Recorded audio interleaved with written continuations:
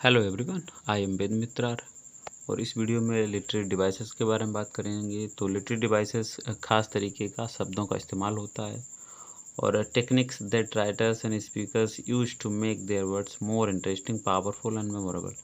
ये literary devices या techniques जो होती हैं ये राइटर्स और स्पीकर्स इसलिए यूज करते हैं ताकि उनकी राइटिंग में जो उन्होंने शब्द इस्तेमाल किए हैं वो ज़्यादा इंटरेस्टिंग और ज़्यादा पावरफुल और हमेशा के लिए यादगार बन जाए।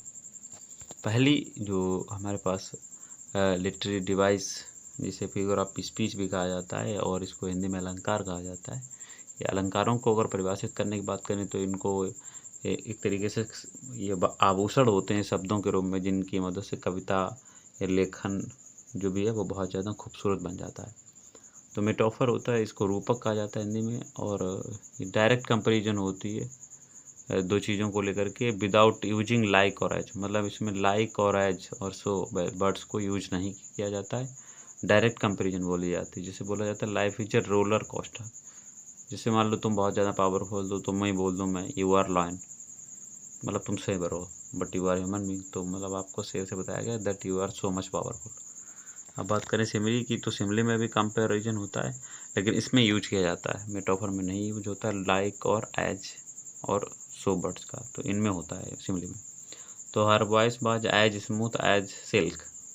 पर्सोनिफिकेशन की बात करें तो giving human qualities to non human, मतलब जो निर्जीव चीज़ें हैं उन्हें ह्यूमन क्वालिटीज़ देना। ऐसी जगह जहाँ कहीं भी लिखा हो जहाँ पे बोला गया हो कि पत्थर बोल रहे थे, पत्थर बोला, इस तरीके से कुछ भी तो बोलता तो आदमी है, तो इस तरीके की डिवाइसेस या नरेशन जो होता है उसे पर्सोनिफिकेशन कहा जाता है। तो टाइम हील्स ऑल वुंड्स, मतलब समय हर घाव भर देता है। ऐसा समय तो दवा तो है नहीं ना, डॉक्टर है जो घाव भर देगा। तो इस तरीके से इसको ह्यूमन बीइंग की तरह ट्रीट किया गया। दूसरा हमारे पास एलिट्रेशन, ये repetition of initial consonant sounds in the near by words. मतलब एक कॉन्सोनेंट साउंड बार बार रिपीट होता है तो वो एलिट्रेशन कहा जाता है इसमें। तो Peter, paper, picked, pack of pickled papers, इस तरीके से इसमें पी रिपीट हुआ बार बार। तो सिंबलिज्म क्या होता है, ये ऑब्जेक्ट्स और आइडियाज को रिप्रेजेंट करता है डीपर मीनिंग में। तो अब रिटोरिकल क्वेश्चन क्या होता है, तो क्वेश्चन जो पूछे गए होते हैं एक इफेक्ट के लिए जिसमें एक आंसर की उम्मीद ना की गई हो। तो why do be always in up in traffic eight worst possible time. Next ओनोमेटोपोइया, तो ये वर्ड्स का होता है ध्वनि सूचक अलंकार से कहा जाता है। Words that phonetically mimic the sound this describe, जैसे buzz, crash, bang, mew. For shadowing क्या होता है, तो hints of words to come later in a story, मतलब dark clouds gathering before a tragic event, इस तरीके से।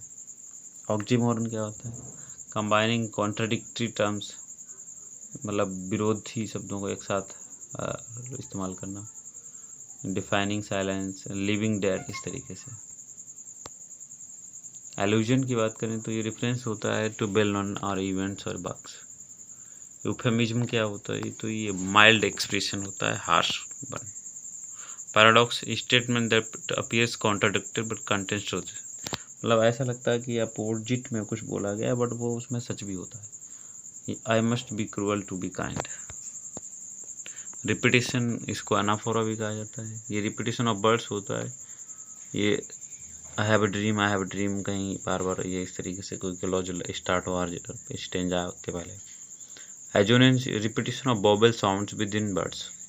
The rain in Spain stays mainly in the plain, तो A N देख पा रहे हो आप बार बार इसमें है। कंजोनेंस क्या होता है, repetition of consonant sounds within words. Pitter patter, इस तरीके से। ये अंडरस्टेटमेंट और पन और अपोस्ट्रोफी देख लीजिए यहाँ पे अच्छे से। सिनेक्टिकी और मिटोनमी और एंटीथेसिस यहाँ पर भी दिए गए। क्लाइमेक्स और लिटोट्स और एंट्रोपोमॉर्फोज्मिज्म ये, और कियास्मस, डिक्सन, अपोस्ट्रोफी भी यहाँ पे दिया गया अच्छे से, तो इनको देख लीजिएगा। I hope you find out this video helpful. If then share to your friends. Thank you so much.